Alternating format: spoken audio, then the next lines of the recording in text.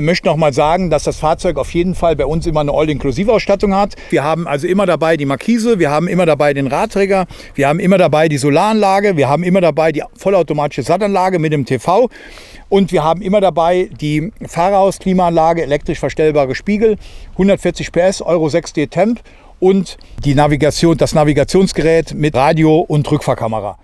Der Etrusco T5900 FB, heute in einem ganz ausführlichen Bericht. Wir zeigen Ihnen alles zu diesem Fahrzeug.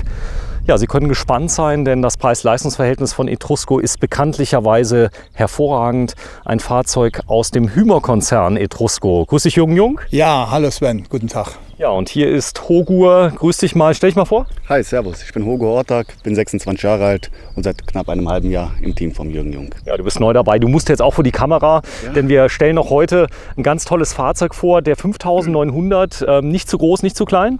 Ja, ist auf einer Länge von 6 Meter, ein sehr alltagstaugliches Fahrzeug und man hat halt alle Vorteile vom Teilintegrierten, die man vielleicht im Kastenwagen so ein bisschen vermisst und von daher ist das so eine Größe, die immer gern genommen wird und immer gern gekauft wird und bei den Kunden halt sehr große Nachfrage halt im Moment hat, weil sie halt sehr alltagstauglich ist. Genau, Thema teilintegriert. Ja, für Leute, die das nicht wissen, Fachbegriffe, was heißt denn das überhaupt? Ja, teilintegriert bedeutet, wir können mal ans Fahrzeug gehen, dann kann ich das besser zeigen.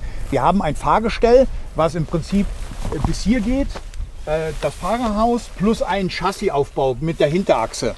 Und darauf wird dann im Prinzip die Hutze, so wie man dazu sagt, und der Aufbau aufgebaut und aufgesetzt. Und das heißt teilintegriert. Wir haben hier einen kleinen Versprung, so dass wir vom Führerhaus etwas breiter werden nach hinten, was eben beim Teilintegrierten mit das Entscheidende ist. Und das ist der Unterschied jetzt zum Kastenwagen, der halt ein VW oder ein Fiat-Buschen ist, was dann umgebaut wird. Genau, das heißt, ich habe etwas mehr Platz, habe natürlich dann nicht mehr so die Handlichkeit von dem Bus, aber bin immer noch kompakter und kleiner als beim Vollintegrierten. Ja, und was ein Vollintegrierter ist, das werden Sie sehen. Die Vollintegrierten werden nämlich auch gebaut von Etrusco. Genau, Vollintegrierten werden auch gebaut von Etrusco. Die zeigen wir in einem späteren Film ja auch einen und da sieht man dann der Unterschied zum Teilintegrierten. Also nochmal zusammenfassend, ich habe quasi ein Originalfahrzeug, was bis da vorne hin ein Original Fiat Ducato ist und der wurde dann entsprechend modifiziert, wird so angeliefert und dieser Aufbau, der kommt anschließend dort drüber und wird praktisch dort aufgesetzt. Genau, also es ist so, dass Fiat das Fahrerhaus mit dem Leitergestell, mit der Hinterachse bei in dem Fall Leica in Italien anliefert und dann wird der gesamte Aufbau wird eben am Fließband oben drauf gesetzt und aufgebaut. Ja, das Ganze ist recht haltbar. Wichtig ist auch noch Thema Haltbarkeit und Werterhalt. Ich sag mal, Thema Wohnmobile sind ohnehin sehr, sehr, ich sag mal, wertbeständig. Kann man das sagen? Ja, das kann man sagen. Also mittlerweile ist es schon fast so, dass die Wohnmobile einen höheren Beständigkeitsgrad haben wie ein Haus. Wenn man sieht, wie die Banken heute die Wohnmobile finanzieren mit 100%, da wissen wir beide, dass ein Haus heute keine 100% finanziert bekommt, dass man immer einen gewissen Anteil an Eigenkapital braucht. Das ist beim Wohnmobil nicht der Fall. Also wir finanzieren die Wohnmobile bis 100% des Kaufpreises und von daher sieht man das auch bei den Banken, diese Wohnmobile, egal welcher Couleur, ob Kastenwagen, teilintegriert oder vollintegriert, eben in so sehr, sehr hohe Wertbeständigkeit haben. Und gerade in so Zeiten, wie wir im Moment haben, wo die Leute nicht richtig wissen, wie es weitergeht, ist das immer eine gute Anlage. Ja, das ganz Besondere bei den Fahrzeugen ist natürlich Urlaub zu machen, wann man will, wo man will, dass man vollkommen frei und ungebunden ist. Das ist mal hier bei dem Fahrzeug. Für wie viele Personen ist das ausgelegt? Also das ist jetzt ein Fahrzeug, was eigentlich ausgelegt ist für Mann und Frau, also 2 Personen. Oder 2 Männer oder 2 Frauen oder eine Frau mit dem Kind oder ein Mann mit dem Kind halt. Also immer für 2 Personen. Dafür ist es im Prinzip ausgelegt und auch gedacht und konzipiert. Ja, hier sieht man es. Es ist ganzjährig einsetzbar? Ja, also die Fahrzeuge bei uns sind immer winterfest und werden immer winterfest ausgeliefert. Man kann also im Sommer wie im Winter damit fahren und von daher ist das ganze Jahr einsetzbar. Ja, wir fangen vielleicht mal außen an. Wichtig ist ja das Thema Raumgefühl. Beim Teilintegrierten gegenüber dem Bus habe ich ein wesentlich größeres Raumgefühl. Das heißt also, ich habe das Gefühl, ich bin einfach freier im Raum. Ja, also wenn man jetzt da reingeht und man schaut sich das einfach mal nur von der Treppe her an, dann sieht man eben das große Raumgefühl, was man hat, wenn man hier reinschaut. Da ist halt viel Platz und man ist in der Höhe halt nicht so eingeschränkt, wenn man jetzt größer ist wie 1,80 Meter, 1,85 Meter, viele Leute sind 1,90 Meter, dann hat man im Kastenwagen zum Beispiel auf 6 Meter Länge schon mit der Höhe Probleme. Das habe ich hier in einem teilintegrierten Fahrzeug nicht und ich habe halt im gesamten Bereich innen eben deutlich mehr Platz, Ja, weil hier ich sieht halt man, breiter bin wie ein Kastenwagen. ja, schauen uns gleich mal komplett innen alles an, vielleicht mal außen, dass wir da mal beginnen. Es sind spezielle Fenster mit drin, die sind so verglast, dass der Wärmeverlust sehr gering ist. Genau, also man sieht, dass sie alle abgedunkelt sind. Da ist halt erstens mal die UV-Strahlung wird abgeschottet oder abgehalten davon, die ins Innere eindringen könnte. Und es ist halt so, das sind Kunststofffenster, die halt natürlich auch dadurch sehr robust sind und sehr stabil sind und eben ganz wenig Verschleiß haben. Ja, das werden wir gleich mal innen sehen. Das Ganze kann gegen Fliegen, Mücken und Co., die ja sehr beliebt sind, gerade wenn das Licht innen anbleibt abends, nochmal entsprechend geschützt werden. Es kann aber auch komplett verdunkelt werden. Genau, es kann komplett verdunkelt werden. Die Fenster haben innen immer eine Abdunklung und ein Fliegengitter. Was wir aber ganz gerne machen, was wir momentan bei jedem zweiten, dritten Fahrzeug machen, ist, habe ich auch schon mal in anderen Filmen erwähnt, es gibt, alle Leute kennen diese Folie, diese Lochfolie, die man auf den Stadtbussen sieht. Und wir bekleben diese Fenstern in dem gesamten Bereich, was man hier sieht, mit einer weißen Lochfolie. Hat halt den großen Vorteil, dass noch mehr Sonnenstrahlung von außen nach innen abgebrochen wird und festgehalten wird, die nicht nach innen geht. Dadurch heizen sich die Fahrzeuge gerade in unseren extremen Sommern momentan innen nicht so stark auf. Das ist sogar wesentlich, muss man sagen. Genau, wesentlich. Aber das Mitentscheidende ist, dass ich, wenn ich also selbst mit der Nase hier an der Scheibe stehen würde, mit dieser Folie nicht nach innen schauen kann. Aber derjenige, der innen steht, kann nach außen schauen, als wenn nichts da wäre. Und das ist der große Vorteil. Das machen wir an allen Fenstern rundherum. Und das ist momentan sehr beliebt bei den Kunden auch und machen wir sehr, sehr oft, weil es halt ein sehr großer Komfortvorteil beinhaltet. So, hier vorne sieht man es. Die Fahrzeuge haben jeweils eine Batterie mit dabei zum Starten. Sie haben aber noch eine Zusatzbatterie, damit ich zum Beispiel das Licht unabhängig vom Fahrzeug nutzen kann im Fahrzeug, ohne dass ich in Gefahr laufen muss, dass zum Beispiel das Fahrzeug am nächsten Morgen nicht mehr startet. Genau, wir haben also in jedem Fall eine Starterbatterie, die nur dafür da ist, um den Motor zu betreiben, zu starten und die ganzen Aggregate in Betrieb zu halten. Das ist der Landstrom. Landstrom bedeutet, wenn ich länger stehe, kann ich das Fahrzeug direkt anschließen an 230 Volt. Kann zum Beispiel auch mal einen Toaster betreiben, der nur über 230 Volt Sinn macht und Co. Ansonsten ist das Fahrzeug komplett auf 12 Volt autark. Und ich kann zum Beispiel jetzt, wenn ich hier in der freien Natur bin, ohne jeglichen Stromanschluss kochen, waschen, putzen, kann Fernsehen gucken. Genau, du kannst alles mit dem Fahrzeug machen, weil die Batterie dafür sorgt, dass eben das Leben wie zu Hause in der Wohnung komplett passiert. Mit der bereits inkludierten Solaranlage, die wir auf dem Dach haben, bedeutet das, dass man noch zusätzlich eine bessere Leistung hat und dadurch eben über die Sonneneinstrahlung, wie jetzt eben die Batterie zusätzlich laden kann. Ja, es gibt ja auch Fahrzeuge, die hatten wir damals mal verkauft, die konnten die Aufbaubatterie, also die Fahrzeugbatterie für das Innere vom Fahrzeug während der Fahrt aufladen. Da hast du mir aber gesagt, das ist heute ohne ein Zusatzgerät nicht mehr so. Also das ist erstmal, sage ich immer generell, weil das oft ein Trugschluss ist von den Kunden, die auch kommen und glauben, das wäre noch so. Fahrzeuge der Generation 2020, Euro 6D Temp, sind erstmal im Normalzustand nicht mehr nachladbar über das Fahren. Das heißt, ich fahre und lade dann damit automatisch auch die Aufbaubatterie auf. Das geht nur noch, wenn man einen Ladebooster hat. Dieser Ladebooster ist erstens mal nicht ganz billig und zweitens mal auch vom Gewicht her immer noch mal ein Problem. Deswegen, damit man diese Problematik nicht hat des Nachladens, bauen wir ja die Solaranlage auf, was eigentlich das Modernere ist heute im Zeitraum des nicht kostenden Stroms und haben dadurch eben die gleichen Effekt wie diesen Ladebooster und laden über die Solaranlage permanent die Batterie eben entsprechend des Verbrauchs nach. Ja, ich habe aber die Möglichkeit, einen solchen Ladebooster nachzurüsten. Den kann man nachrüsten, klar. Der kann man nachrüsten, da muss man immer schauen, ist ein Platz da für den reinzubauen. Das sind Boxen, die haben eine Länge von 30 mal 10 mal 25 cm. Wenn ich so eine Fahrzeugaufbaubatterie habe, wie lange kann ich denn stehen? Das hängt natürlich auch davon ab, wie ich das nutze. Also mit der einen verbauten Aufbaubatterie, die wir jetzt hier drin haben, mit 100 Ah, ist das Fahrzeug 4 Tage autark. 4 Tage autark. Ohne Solaranlage. Ohne Solaranlage. Mit der Solaranlage natürlich immer. Schön. Ja, es gibt hier einige Schlitze, die da sind. Wenn du mir kurz mal erzählst, warum sind hier so Öffnungen? Ja, also das sind die Kühlgitter oder Abluftgitter des Kühlschranks, der dahinter verbaut ist. Heißt, hier unten drunter gibt es die Heizpatronen für 12 Volt, für 220 Volt und die Gasanschluss für den Kühlschrank zu kühlen. Und unten geht die Frischluft rein und oben kommt die Warmluft raus. Ja, das Ganze, da ist jetzt kein Motor oder irgendwas drin, das geht, ich nehme an, thermisch? Ja, genau. Das ist ein Ammoniakgas, was erhitzt wird über irgendeine Betriebsart, entweder über Gas oder über 220 Volt oder 230 Volt oder über 12 Volt. Dieses Ammoniak entzieht dann dem Kühlschrank von innen die Wärme und kühlt dadurch runter. Und das ist das Geheimnis, warum diese sogenannten Absorberkühlschränke eben kühlen. Ja, das Ganze funktioniert nicht unendlich. Sie haben leichte Einschränkungen. Wenn es jetzt mal draußen 40 Grad sind, es hat ein bisschen was zu tun mit der Umgebungstemperatur. Es hat natürlich zu tun mit der Umgebungstemperatur und den Absatz, dass man die warme Luft oben natürlich schnellstmöglich rausbekommt.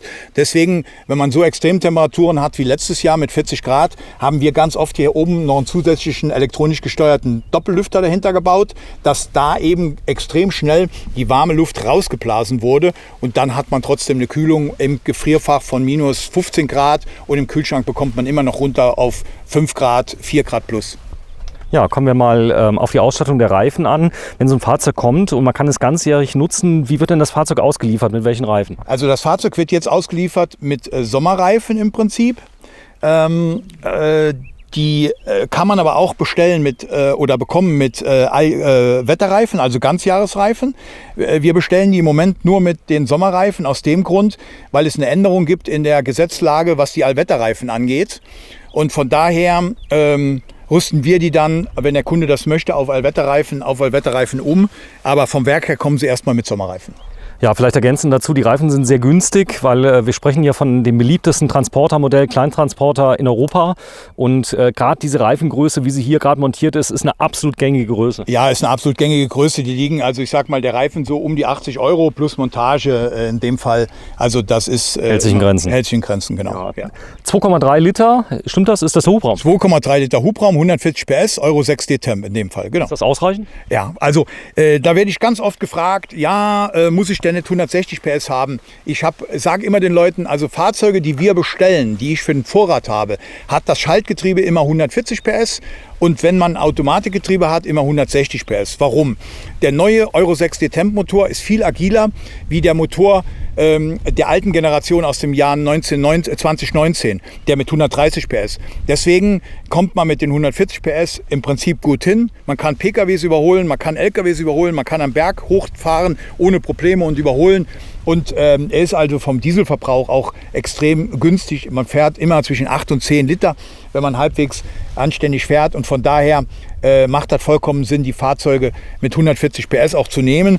Ich sage auch immer dabei, das sind ja keine Rennwagen. Und die werden im Schnitt gefahren mit einer Durchschnittsgeschwindigkeit von ungefähr 120, zwischen 80 und 120, 130. Und von daher klappt das mit den 140 PS problemlos. Ja, schau mal gerade hier unten drunter. Hier gibt es einige Dinge, die man von einem normalen Fahrzeug nicht kennt. Hier ist ein kleines Rohr dran. Das ist in dem Fall jetzt der Abwassertank. Und der Hebel, der daneben ist, der schwarze Stange, die da rauskommt, da kommt ein Hebel drauf, ein Griff drauf und dann kann man eben den Schieber aufdrehen und da würde das Abwasser vom Abwassertank rauslaufen, der eben 110 Liter hat. 110 Liter, ja. Frischwasser nimmt er auch auf. Wie viel ungefähr? Frischwasser hat er auch 100 Liter. 100 Liter Frischwasser. Das heißt, wir werden uns das ja gleich mal innen anschauen. Da ist eine Spüle drin, da ist eine Dusche mit drin. Er nickt, ja. Genau. Und das hier ist der Kofferraum, korrekt? Das ist der Kofferraum, genau. Jetzt muss man sehen, wir haben hier ein 6-Meter-Fahrzeug und beim 6-Meter-Fahrzeug haben wir trotzdem noch einen Kofferraum, sodass man selbst, wenn man jetzt wollte, da ein Fahrrad reinbekommt, wenn man die Vorder- und Hinterrad ausbauen würde in dem Fall. Aber man bekommt auf jeden Fall Tisch rein, Stühle rein und normale Sachen mit, die man halt mitnehmen möchte. Man kann den von hier hinten beladen oder von oben beladen, weil das Bett ist hochklappbar. Genau, hier oben ist nämlich auch das Bett direkt da. Das heißt, ich komme auch sehr gut dran. Ja, das Thema Fahrrad-Gepäckträger. Hier ist jetzt im Moment noch kein Gepäckträger montiert. Es ist noch keiner montiert im Moment, weil die Gepäckträger montieren wir erst immer dann, wenn die Fahrzeuge rausgehen. Aber der wäre jetzt in dem Preis des Fahrzeugs auch schon inkludiert, weil diese Fahrzeuge bei uns immer eine All-Inklusiv-Ausstattung haben. Es gibt auch Leute, die wollen keinen Gepäckträger. Genau, die wollen keinen, weil sie gar kein Fahrrad haben. Und dann machen wir die aus dem Grund erst später drauf, weil so ein Gepäckträger sage ich mal, macht vielleicht die Rückansicht nicht unbedingt schöner, um das mal so auszuformulieren. Ja, Thema Rückansicht, was ist das für ein Material, die Außenhaut? Ja, das bei dem Fahrzeug ist das GFK. Also sehr stabiles Material, was auch bei den Versicherungen entsprechend günstiger ist wie eine normale Sandwich-Bauweise. Von daher also eine sehr stabile und robuste Art. Ja, das Dach auch. Thema Hagelschäden hat man öfter mal gehört. Damals ist das heute noch ein Problem? Ja, also Hagelschäden, die Dächer haben meistens GFK, bei allen Fahrzeugen heute, egal welcher Couleur. Und von daher ist das also kein Problem mehr heute. So, jetzt haben wir fast alles gezeigt. Hier hinten ist noch eine kleine Klappe. Was kann die? In der Klappe hier sitzt die Toilettenkassette drin, die man dann entsprechend, da ist sogar eine relativ große jetzt, die hat 22 Liter. Die kann man eben rausziehen. Man sieht, wie lang die ist. Man würde jetzt hier anpacken, da ist der Entlüftungsknopf, würde den Hebel hier einmal nach vorne machen, aufdrehen und könnte jetzt in den vorgesehenen Gully eben die Toilettenkassette ausleeren, würde dann nochmal von der Tasse, von der Menge her eine Tasse Flüssigkeit reinmachen, Toilettenflüssigkeit wieder beischieben, einmal schütteln, einen Schluck Wasser dabei und wieder das ganze Teil mit den Rädern natürlich da vorne reinschieben, bis es einrastet, fertig. Genau, es wiegt ja einiges, also mal mindestens 22 Kilo vom Inhalt, wenn es voll ist. Genau. Wie kann ich denn sehen, dass es voll ist? Muss man reingucken von oben? Nein, es gibt oben eine Anzeige, eine elektronische Anzeige mit Kontrollleuchten, die einem zeigen, wann es halb voll ist und wann es voll ist. Genau, so. Das Ganze ist natürlich keine Sache, die gerne jeder immer macht. Muss man denn im Wohnmobil auf Toilette gehen? Also man muss natürlich nicht im Wohnmobil auf die Toilette gehen. Die Stellplätze haben heute, war gerade noch ein Thema heute Morgen gewesen, haben heute alle Toilettenanlagen und haben alle Duschanlagen dabei und die teilweise oder meistens sehr, sehr modern sind, wie zu Hause, weil die Stellplätze in den letzten Jahren halt wie Mücken aus dem Boden geschossen sind, aufgrund der Vielzahl der Wohnmobile. Dagegen die Campingplätze, die man oft kennt, sehr, sehr alt sind und da wenig investiert wurde und da auch die Toiletten und Duschanlagen natürlich sehr, sehr alt sind und altmodisch sind. Deswegen sind die Toilettenanlagen in den Stellplätzen, die man über die bekannten Apps findet, wie Stellplatzradar oder Park4Night, sich raussuchen kann. Und dann hat man sogar, was ich jetzt hatte, wie ich von Portugal zurückkam im Winter, eine Toilettenanlage gehabt. Da hatte ich einen eigenen Schlüssel für meine Dusche, für meine Toilette. Da konnte kein anderer drauf, wie nur ich. Und das war direkt neben dem Auto gewesen. Also es ist natürlich so, dass der Wettbewerb da auch ein bisschen hilft. Die werden dann besser. Der eine guckt, was hat der andere gemacht genau, und so. Genau. Die sind halt heute ganz modern und diese Stellplätze sind halt so ausgelegt, dass man bis zu einer Woche da stehen darf und dann fährt man weiter an den nächsten Stellplatz. Und so kann man halt ganz Europa bereisen, bis runter bis nach Marokko oder in die Türkei, um was zu sehen. Ja, deine Empfehlung ist ganz klar, auch aus den letzten Videos. Man sollte, wenn möglich, immer einen Stellplatz benutzen. Also so eine Autobahnraststätte in Frankreich oder Italien oder Spanien, nichts gegen Spanier, schon gefährlich. Auch in Deutschland gibt es Fälle. Ja, also es ist so, dass es generell erstmal ungefährlich ist. Das muss man schon so dabei sagen. Ich sage immer, Vorsicht ist die Mutter der Porzellankiste und sage deswegen auch, wenn man aus welchen Gründen auch immer, wie ich zum Beispiel jetzt im Winter nach Portugal fahre, da sind in Frankreich nicht alle Stellplätze offen oder die meisten zu. Wenn man jetzt aber müde ist, dann fährt man nicht auf einen unbeleuchteten Parkplatz in Frankreich an der Autobahn, sondern einer, der eine Gaststätte dabei hat, der eine Tankstelle dabei hat und stellt sich da in den Bereich, wo Beleuchtung ist. Da sage ich mal, passiert auch nichts. Man sollte nicht auf einem Waldparkplatz stehen, wo keine Beleuchtung oder so ist. Und das ist in Spanien genauso. Ich habe in Spanien immer da auf den Raststätten gehalten, wo die LKW, die Tracker auch stehen. Die sind, ich sag mal, ungefährlich. Gut, du bist ein mutiger Mann, aber wer das nicht möchte, da gibt es Apps für, da kann man das einfach runterladen. Die gehen sogar europaweit. Ja. Die werden auch gepflegt von ganz vielen Menschen, die Bilder dazu machen und so weiter und so fort. Genau. Ja, das ist die Aufbautür. Was ganz Besonderes, die kann ich verdunkeln. Das ist nicht überall der Fall. Genau, also bei Etrusco, auch in der Baureihe 2020, ein Zusatzgimmi. Erstens mal habe ich das schöne Fenster drin. Das ist ganz wichtig. Das ist bei den meisten Mitbewerbern immer eine Zusatzausstattung. Dieses Fenster in der Tür. Warum ist das so wichtig? Ich kann es genau erklären. Du sitzt morgens am Frühstückstisch, an dem Tisch, hast die Sitze rumgedreht und möchtest nach der rechten Seite rausgucken, kein Problem, weil ein großes Fenster ist. Möchtest aber auf der linken Seite rausschauen und wenn hier kein Fenster in der Tür ist, dann ist eben nach hier keine Sicht gegeben. Das heißt, ich sehe nichts. Und dann macht man die Tür auf und das ist natürlich, je nachdem wie das Wetter ist, nicht immer angenehm. Hier habe ich das Fenster, ich kann da durchschauen und wenn ich nicht sehen möchte, dann mache ich eben zu. Ja, und das kostet bei den anderen Mitbewerbern 500 € und bei uns ist es schon integriert. Das ist natürlich auch ein Aspekt der Sicherheit. Ich kann sehen, wer steht vor der Tür, wenn mal einer klopft. Da kann ja mal sein, es ist die Polizei, sagt, will irgendwas wissen oder auch mal jemand, den ich nicht reinlassen will, kann ich selber entscheiden. Genau, also Sicherheit und zusätzliche Ausstattung, genau. Ja, fangen wir vielleicht mal an. Diese Einstiegshilfe macht Sinn, denn ich sag mal, das Fahrzeug ist relativ hoch vom Aufbau her, spielt aber keine Rolle, weil ich habe einfach eine Stufe, die fährt automatisch aus. Genau, die Stufe fährt automatisch aus, hier über den Knopf, der hier an der Seite ist und verschwindet auch komplett. Wenn man sie jetzt vergessen würde, würde beim also bei der Zündung anmachen des Fahrzeugs ein Piepston entstehen, der einem dann signalisiert, Treppe ist noch draußen und dann fährt man so hoch. Genau, das sind viele Dinge. Ist hier eine Sattanlage eingebaut? In dem Preis, den wir am Schluss nennen werden, haben wir natürlich hier auch einen TV drin und eine Sattanlage. Genau, auch da gilt es natürlich, kann ich theoretisch losfahren und die Sattanlage ist ausgefahren. Das geht bei den neuen Fahrzeugen nicht mehr, weil wir arbeiten mit dem D-Plus-System hier. Das heißt, sobald die Zündung an ist oder angemacht wird, würde das Fernsehen bzw. die Sattanlage automatisch einfahren. Fernsehen und TV würde jetzt bei dem Fahrzeug in diesen schönen Rollschrank eingebaut werden. Hier wäre das Fernsehen drin, das kann man hier rausziehen. Man kann von der Seite schauen oder man dreht es rum und man kann aus dem Bett schauen. Ja, vielleicht fangen wir mal grundsätzlich an. Wir stehen jetzt hier drin. Das Fahrzeug hat eine Länge von 5,90 Meter. Hogur, du selbst wirst oft gefragt, 5,90 Meter, 6,90 Meter, 7,80 Meter oder was es alles gibt. Ja. Was spricht denn für 5,90 Meter? Ja gut, viele Leute, die mich jetzt nach einem Fahrzeug fragen, was unter 6 Metern oder was man unter 6 Metern bei uns haben könnte, den empfehle ich immer den Etrusco T5900 FB, weil das Fahrzeug hat 5,95 Meter, um genau zu sein. Also es ist auch auf den Fähren, bezahlt man natürlich weniger. Also man hat ein schönes Raumgefühl bei dem Fahrzeug. Und auf 6 Meter.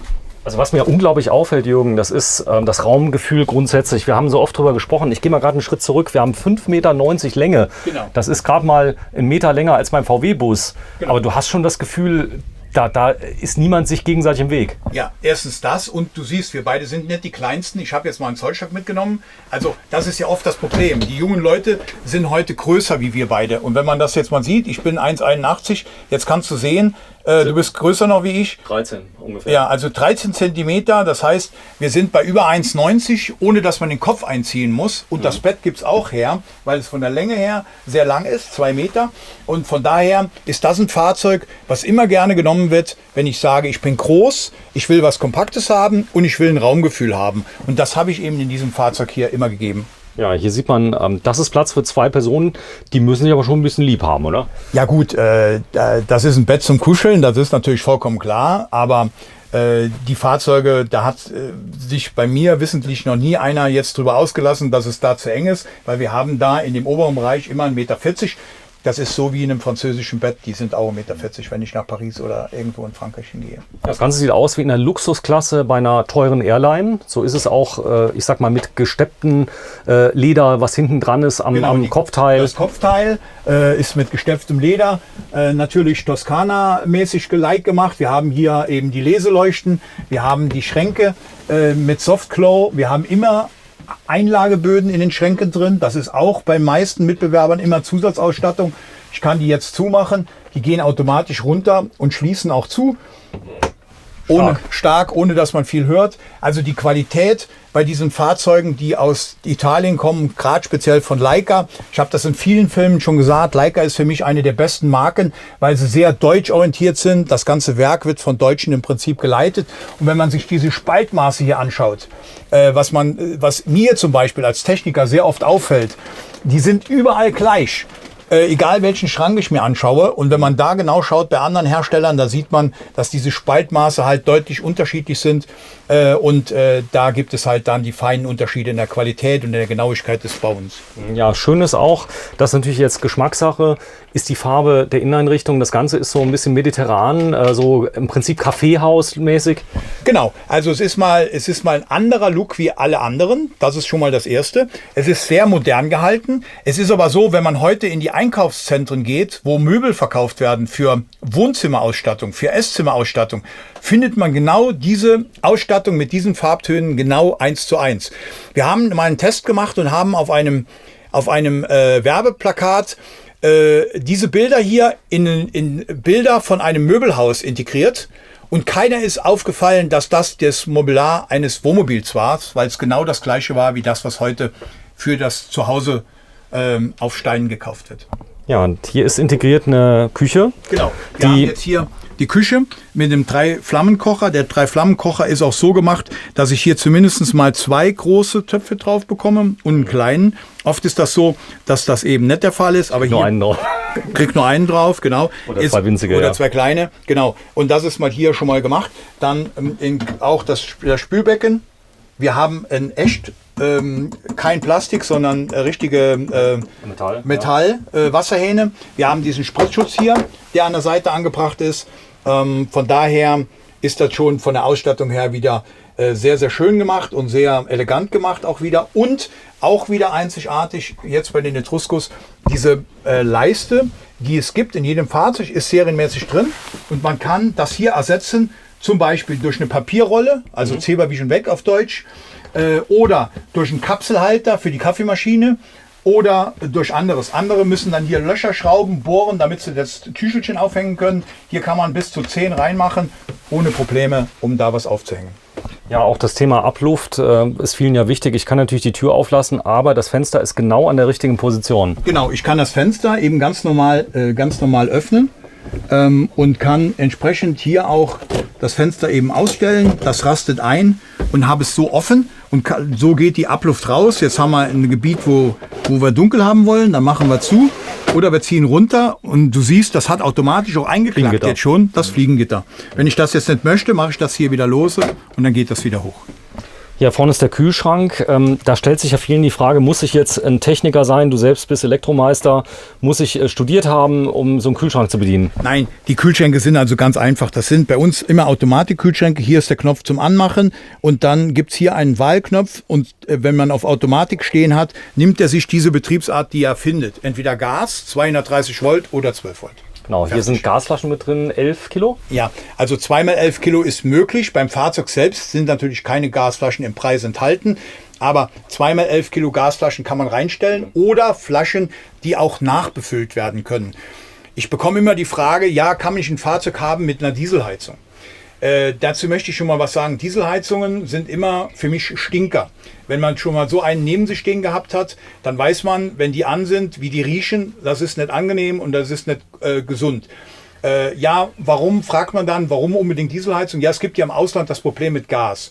Also das Gasproblem gibt es nicht, weil wir können hier zum Beispiel 2 Tankflaschen reinstellen. Diese Tankflaschen haben die Möglichkeit, eben an jeder LPG-Tankstelle befüllt zu werden im Ausland. Und damit habe ich kein Gasproblem mehr und ich bin trotzdem auf einer sehr sauberen Brennwerttechnik. Genau, das ist eine speziell modifizierte Flasche, die entspricht den Normen. Die genau. ist auch nicht ganz günstig, muss man sagen, genau. Aber ich bin komplett autark. Genau. Ich kann, da gibt es so Adapter. Also genau, die sind auch serienmäßig dabei, diese Adapter. Die passen für alle Länder. Und da kann man an jeder LPG-Tankstelle, die es weltweit gibt, fährt man hin, holt die Flasche raus, füllt die Flasche und kann sie nachfüllen. Das ist in Deutschland im Moment noch nicht erlaubt, aber im Ausland überall ist es erlaubt. Okay, super Information. Aber das erfährt man dann. Das heißt, wenn man viel im Ausland ist, kann man das nutzen.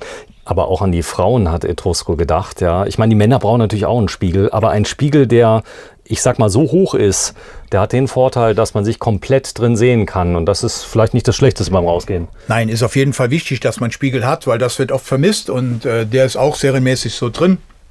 Und auch vor allen Dingen von der Größe für uns beide geeignet. Also von daher auf jeden Fall richtig. Fliegengitter. Auch da sagen Männer, hey, das kann ich aushalten. Aber wer jemals Stechmückenalarm hatte, da gibt es ja Länder wie, ich sage jetzt mal Finnland, Schweden, da bist du wahnsinnig. Genau. Also Fliegengitter in der Tür ist ganz wichtig. Auch das ist bei vielen Mitbewerbern eben eine Sonderausstattung. Bei uns ist es schon serienmäßig mit drin. Und von daher ein ganz wichtiges Aspekt. Sollte auf jeden Fall jedes Wohnmobil haben. Ja, was mir direkt auffällt bei dem Wohnmobil ist, dass viele Elemente sehr einfach gehalten sind. Das heißt, also wir haben hier keine schwierigen Displays. Die kann man kriegen auf Wunsch. Es gibt das gleiche Display auch noch voll digital, aber du hast mir selbst gesagt, ein sehr beliebtes Display, weil es zeigt alles an, was ich brauche und nicht zu viel. Genau, also diese Displays bin ich immer ein Freund davon, dass sie möglichst viel Information geben, aber auch sehr einfach gehalten sind, dass man nicht erst ein Buch lesen muss, wenn man jedes Mal das Display betreibt. Und von daher ist das eine ganz wichtige Sache. Man kann da die Betriebszustände abfragen, Wassertanksfüllungsstände, die Batteriestände. Man sieht, ob Strom von außen anliegt und man kann an- und ausschalten. Und das ist vollkommen ausreichend. Alles das Weitere kann man haben, aber das ist auf jeden Fall das, was man braucht. Ja, ich zeige vielleicht mal, wenn du mal einen Schritt zurückgehst, Thema Display. Auch hier hat man die einfache Variante von der Truma Kombi eingebaut. Damit bediene ich warmes Wasser und Heizung. Genau. Ich habe also einen äußeren Ring, den ich drehen kann, und den inneren Ring, um die Temperatur zu wählen. Und hier kann ich ganz normal eben wählen, nur warmes Wasser oder Heizung und Heizung mit warmem Wasser. Ja, also das ist auch schon alles, was man braucht. Ganz viele Leute wollen das Digitaldisplay nicht. Man kann es nachrüsten. Es kostet so gar nicht mehr viel mehr. Aber es hat, ich sag mal, den Nachteil, ich habe wieder Knöpfchen. Hier habe ich einen ganz normalen Thermostat wie zu Hause, mach's an, aus, fertig. Genau, es ist ein bisschen komplizierter in der Bedienbarkeit. Und wenn man nicht eine gewisse Reihenfolge einhält, kommt man schon mal durcheinander. Und von daher ist das eigentlich das Problemlosere, was aber die gleiche Funktion hat wie das CP Plus im Display. Genau, das kann man kriegen, wenn man das möchte. Aber kommen wir nochmal auf das Thema Privacy. Das heißt also, wenn ich meine Ruhe haben möchte und einer guckt jetzt noch ein bisschen Fernsehen, ich kann wirklich wie in der First Class zuziehen. Genau, du hast also hier einen Vorhang, den kann man hier unten öffnen. Und ich kann halt hier einmal komplett den Vorhang vorziehen und habe halt trotzdem dann den Schlafbereich im Prinzip einmal abgeschlossen. So, das ganze Leben findet ja beim Camping oft draußen statt. Wenn das Wetter stattfindet. Ist hier eine Markise dabei? Die Markise ist auch schon im Preis inkludiert. Die ist schon mit drin. Genau, sie ist jetzt nicht montiert, deswegen habe ich es erwähnt. Genau. Auch die wird reingeschraubt, weil es gibt nämlich auch da die Möglichkeit eines Upgrades, muss man sagen. Sind die Löcher erstmal drin, sind sie drin? Ja, es ist also so, dass das bereits vorgerichtet ist. Alle Variationen sind bei unseren Fahrzeugen vorgerichtet. Die Sachen werden nur noch nachher im Plug-and-Play angeschraubt, weil es ganz einfach ist. Okay, das kann ich also dann machen. Ich kann aber auch sagen, ich möchte gern zum Beispiel elektrische Markise haben, ich kann upgraden, ist alles möglich. Alles möglich, genau. Die normale Markise mit der Kurbel ist im Preis inkludiert. Super. Also, ich fasse nochmal zusammen. Solaranlage ist dabei. Ja. Dabei ist ein tolles Radio, was noch nicht montiert ist. Das montiert ihr, glaube ich, erst, wenn die Fahrzeuge ausgeliefert werden. Genau, also das Radio wird auch nur reingesteckt. Das ist ein Radio, ein 2-DIN-Radio, 6 Zoll. Kommt in diesen Schacht rein, genau, mit Rückfahrkamera, mit Freisprecheinrichtung, mit Navigationsgerät von der Firma Zentec. Die Rückfahrkamera ist mit dabei. Wir haben die Solaranlage drauf, wir haben die Markise drauf, wir haben einen TV drin und wir haben die vollautomatische Sattanlage drin. Dann gibt es unter dem Tisch eine 220 Volt Steckdose für was einzustecken. Oh Gott, vergessen viele, weil bei den meisten sind diese Steckdosen aufpreispflichtig. Da sieht man sie. Wir haben hier eine 220 Volt Steckdose zum was einstecken. Hier kann man zum Beispiel schöne Kaffeemaschine draufstellen. Hier ist ganz normale Lichtschalter. Wir haben USB-Steckdosen überall. Hier in den Lampen oben drin, in den beiden Rückleuchten. Und was hier ein ganz wichtiger Aspekt ist für dieses Fahrzeug, wo mich alle Frauen dafür lieben, ist dieser große Schrank, den es in vielen Fahrzeugen in der 6-Meter-Klasse nicht gibt. Da unten sind noch die Sicherungen. Genau, da sind die 220 Volt Sicherungen für den Landstrom. Genau, ich habe hier die Möglichkeit, eben richtige Sachen wie Kleider, wie Röcke reinzuhängen und nicht nur zu falten. Deswegen ist das ein Fahrzeug, was ganz oft gekauft wird, allein nur wegen diesem Schrank. Ja, das stimmt wirklich. Also ich muss sagen, es gibt selbst viel größere Fahrzeuge, die haben keinen ordentlichen Schrank oder haben den Schrank so, muss man auch sagen, der Größe dann geschuldet. Du hast noch eine Steckdose gefunden. Ich will nur zeigen, wie viele 220 Volt Steckdosen da sind. In vielen Fahrzeugen, die viel teurer sind, hat man nur eine einzige Steckdose. Wir haben jetzt schon 3 hier und wir haben noch eine 12 Volt Steckdose. Ich habe noch eine gefunden. Wir haben noch eine 12 Volt Steckdose daneben. Von daher sieht man, dass hier an der Technik in keiner Weise gespart ist. Wenn du die jetzt nochmal aufmachst, ich war gar nicht drauf.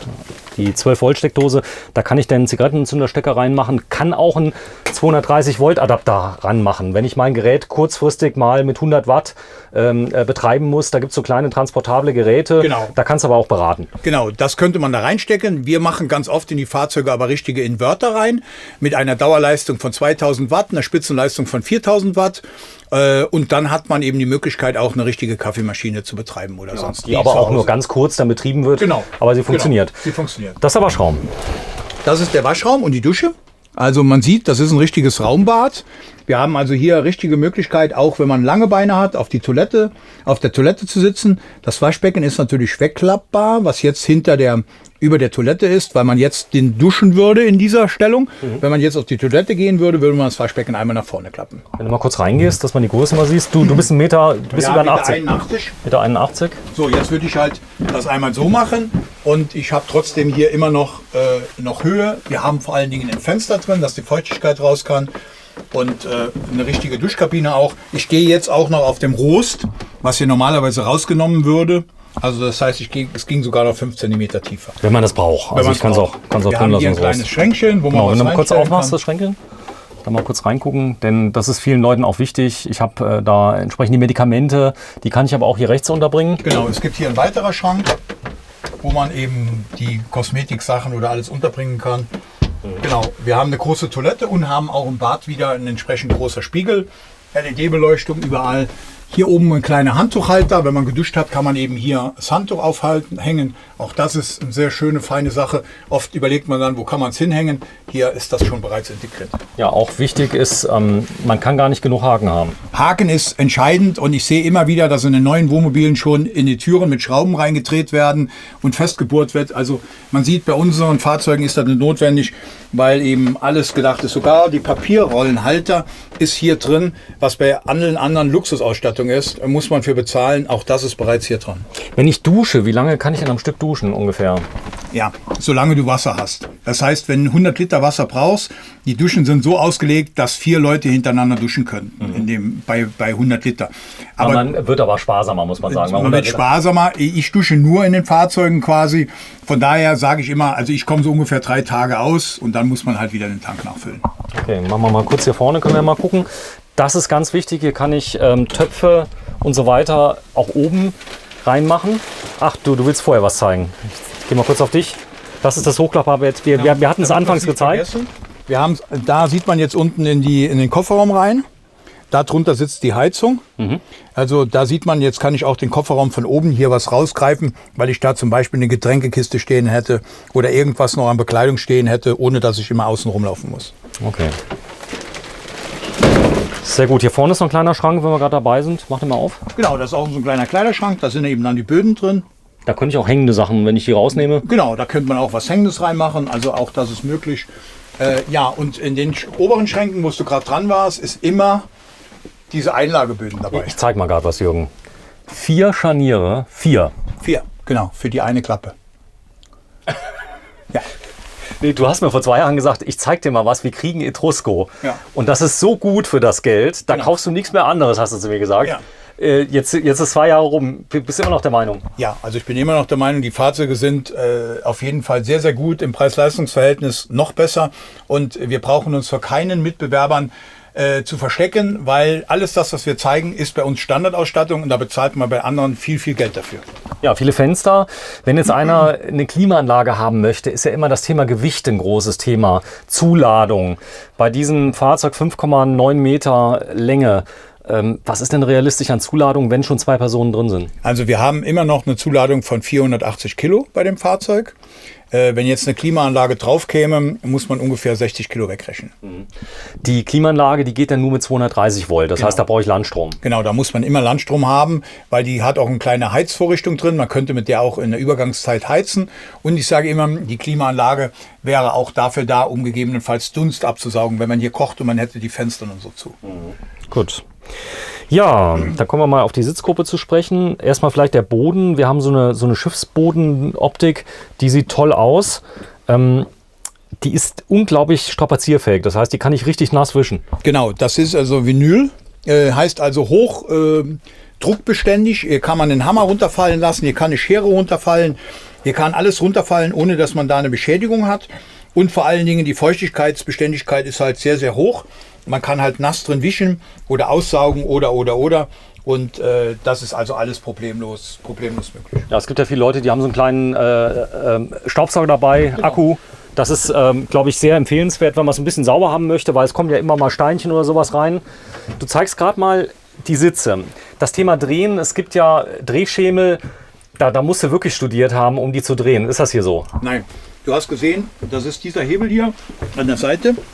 Man sieht ihn jetzt nicht hier. Warte mal kurz, ich zeig's mal gerade. Das ist ein kleiner Hebel. Genau, ist ein kleiner Hebel, den bewegt man einfach nach hinten. Warte, ich zeig's mal gerade auf der anderen Seite, dass man es mal sieht. Genau, das also ist der hier. Ja. So, und den kann ich so einfach und dann dreht sich der Sitz einfach problemlos. So, das heißt, ich kann binnen Sekunden aus einer Parkposition die Sitze drehen und habe dann eine richtige Sitzgruppe für bis zu 4 Personen.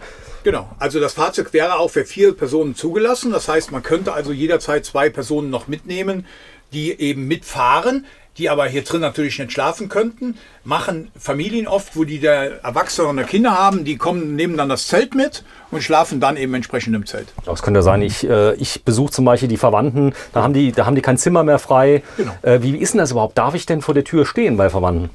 Ja, also kurzfristig darf man natürlich immer stehen. Wenn das, zur Erholung. Zur Erholung. Wenn das länger geht, dann wird es ja wahrscheinlich irgendwann ins Ordnungsamt kommen. Aber kurzfristig eine Nacht oder so das hast du noch nie erlebt. Ja. Geht auf jeden Fall. Wenn das im Innenhof irgendwo wäre und an der Garageeinfahrt, dann darf man natürlich unbegrenzt stehen, solange es in dem öffentlichen Raum ist. Privat, so. Ja, kommen wir nochmal auf das Thema Stellplätze, wenn du gerade so lieb da sitzt. Es ist ein Trend zu sehen, dass immer mehr Stellplätze und Campingplätze spezielle Bereiche haben für Wohnmobile, die nur noch für Wohnmobile nutzbar sind, nicht mehr für Wohnwagen. Das hat mittlerweile so derart Überhand genommen, dass man mit einem normalen Wohnwagen auf Stellplätzen gar nicht mehr raufkommt. Also das ist sogar meistens so. Also Wohnwagen dürfen im Prinzip nie auf Stellplätze fahren. Die Stellplätze sind ausschließlich gedacht für die Wohnmobilfahrer. Da darf man dann bis zu einer Woche stehen und dann geht man davon aus, dass der Wohnmobilfahrer im Prinzip weiterfährt. Wenn man dann länger stehen wollte, müsste man das individuell mit dem Betreiber des Stellplatzes abstimmen. Ich sage immer die beiden Apps, Stellplatzradar oder Park4Night, einfach mal schauen. Da findet man in jedem Land, in jeder Region überall immer diese Stellplätze. Da ist alles beschrieben mit Sondersachen, mit Preisen, mit allem drum und dran, immer aktuell und man kann sich alles da selbst erlesen. Ja, wir sind jetzt mitten in der Natur.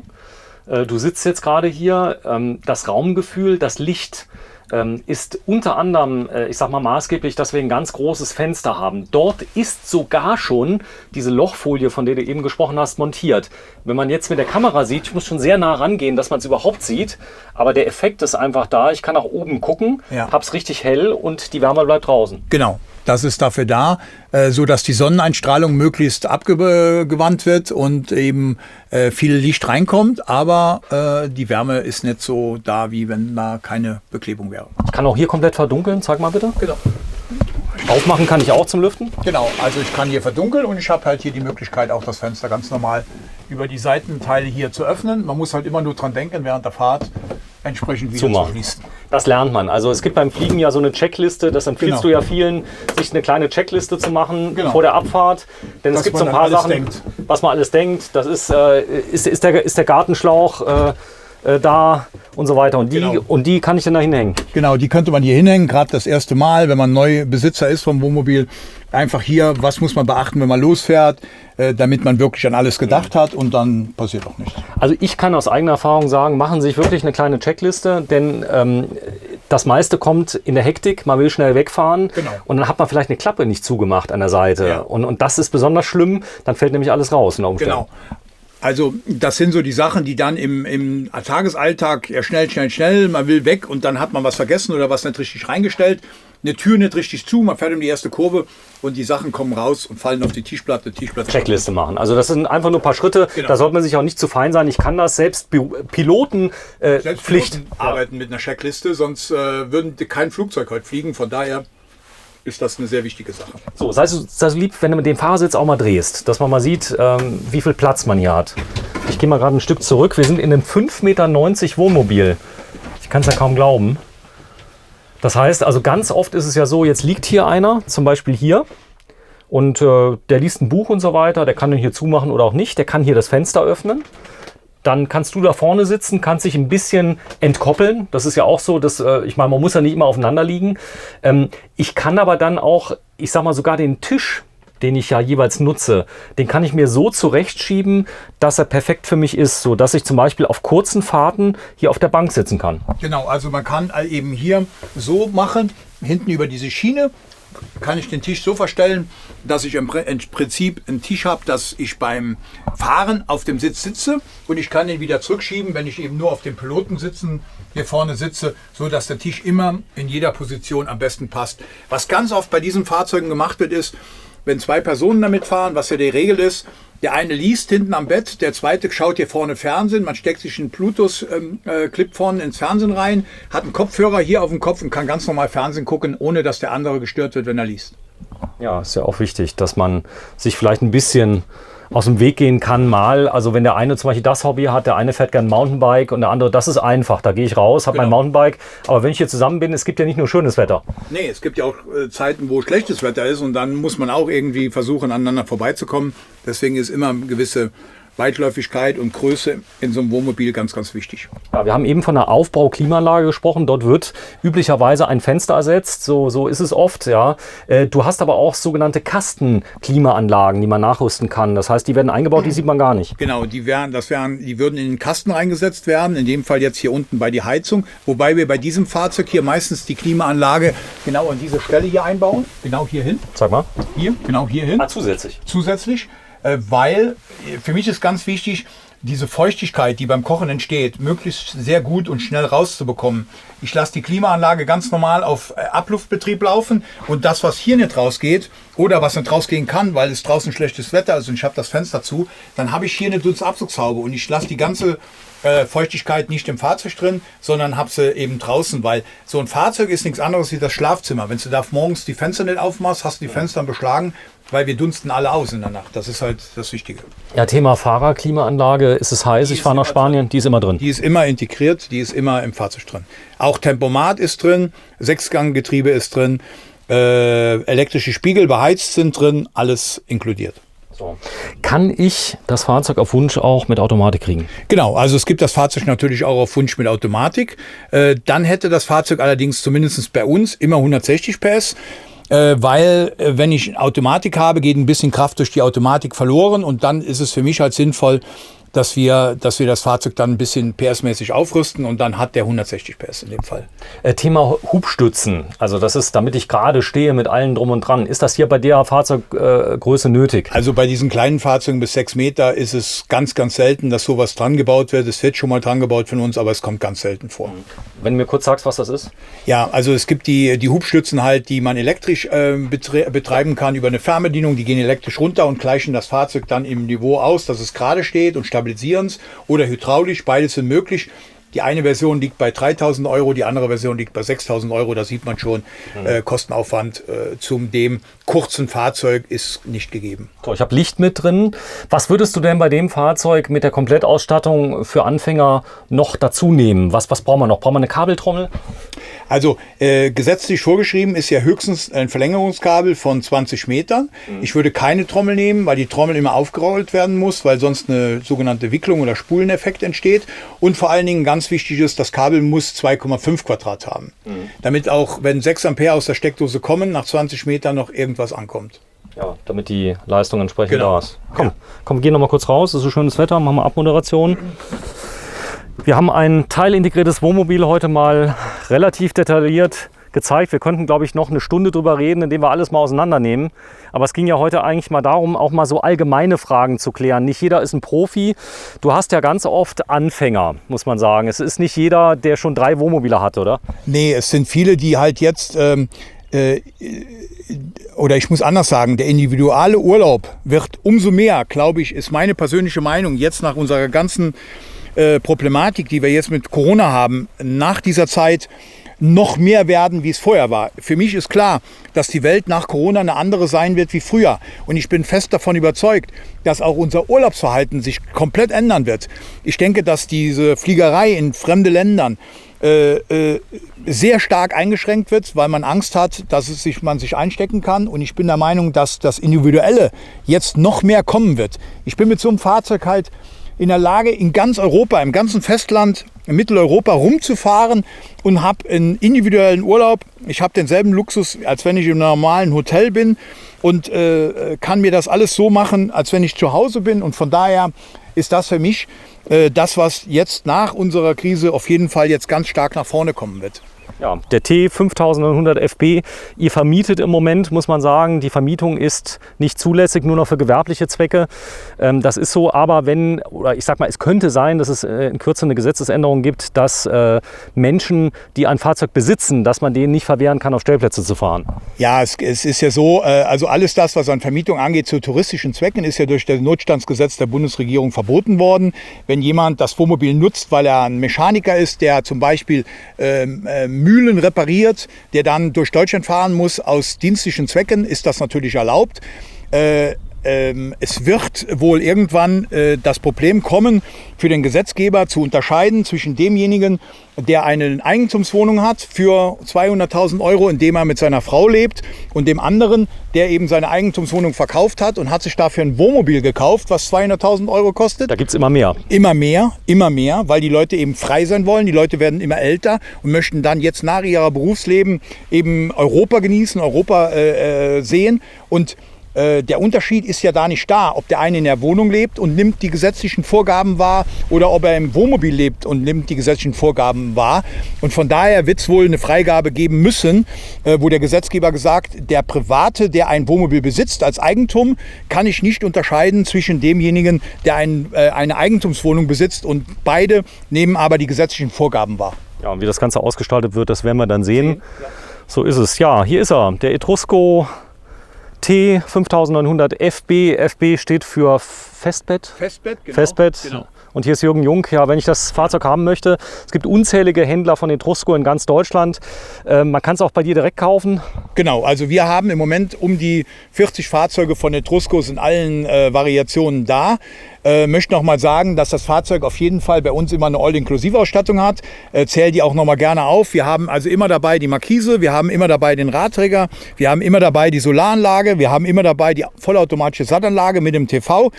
Und wir haben immer dabei die Fahrerhausklimaanlage, elektrisch verstellbare Spiegel, 140 PS, Euro 6D Temp und eben das Navigationsgerät mit Radio und Rückfahrkamera. Und das bei dem Fahrzeug zum Preis von inklusive der Überführung 53.500 €. Ja, vielen Dank, Jürgen Jung, wohnmobile-saarland.de. Wenn Sie Interesse haben, melden Sie sich. Danke. Tschüss. Ja, tschüss.